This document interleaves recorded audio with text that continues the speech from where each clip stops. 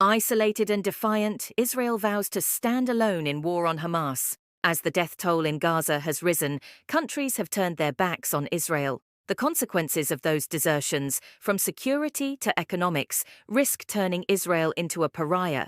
Turkey has suspended trade with Israel. The world's top court is considering whether Israeli leaders have committed genocide. Protests have overtaken cities and campuses worldwide. Ireland and Spain say they will recognize Palestine as a state by the end of the month. Even the United States, long Israel's closest ally and benefactor, is threatening for the first time since the war began to withhold certain arms shipments. 7 months after much of the world pledged its support to Israel following a Hamas-led terrorist attack, the country finds itself increasingly isolated. With a war that has killed more than 34,000 Palestinians and left Gaza on the verge of famine, any international goodwill that Israel amassed on October 7 has been all but lost. Of greatest concern to Israel, splintering relations with the United States.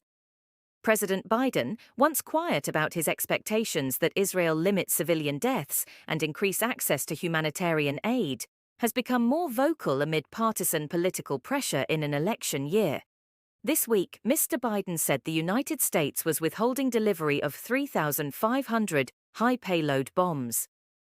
His warning on Wednesday that the pause could extend to more weapons was his greatest break yet with Israel's government. It suggested that the outrage coursing through capitals and campuses would continue to spread. And it has. On Friday, in a largely symbolic gesture, the United Nations General Assembly backed Palestine's bid for UN membership, and thousands of demonstrators in Sweden protested against Israel's participation in the Eurovision Song Contest on Saturday. If we need to stand alone, Prime Minister Benjamin Netanyahu of Israel said Thursday, both acknowledging and seeking to defy his country's growing isolation, we will stand alone. The backlash, which also extends to Israeli athletes and academics facing boycotts and protests, has stunned and confused Israelis, who are still reeling from Hamas's October attacks and mostly see the war as justified. Many blame unchecked anti-Semitism and American party politics for Israel's isolation. Others struggle to pass reasonable critique from selective virtue signaling. They ask why more attention is not paid to Israeli victims and why there are no protests against China's persecution of Uyghurs or Russia's brutal invasion of Ukraine.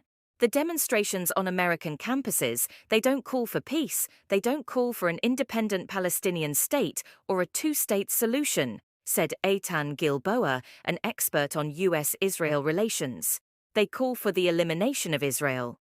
It's the slow-motion formation of a pariah state, said Alon Pinkas, a former Israeli diplomat. But the complex, layered reproof from around the world cannot be ignored as just the whims of anti-Israel activists. Israel is facing real consequences, from security to economics. And while the isolation is partly a byproduct of how Israel has prosecuted the war, analysts and former officials say it also reflects international frustration with the government's restrictions on food aid, a shift in global politics that has pushed Israel down the priority list, and the Israeli public's narrow focus on its own pain. Israel has endured the world's glare before, shrugging off frequent criticism at the UN and an Arab boycott that lasted decades. Though Israel governs a spit of land no bigger than Maryland, it has always had a centripetal pull, placing its wars at the emotional center of global politics. But this is not 1948, 1967, 1973, 1982, 2006, or 2014, years with previous conflicts. Before October 7, most of Israel's allies in the West were focused on Ukraine's fight with Russia and the challenge of a more assertive China. The Middle East had largely fallen off the radar. Climate change was driving a retreat from oil. Israel and Saudi Arabia were openly discussing normalized relations even as Israel's democracy had become more polarized and parochial.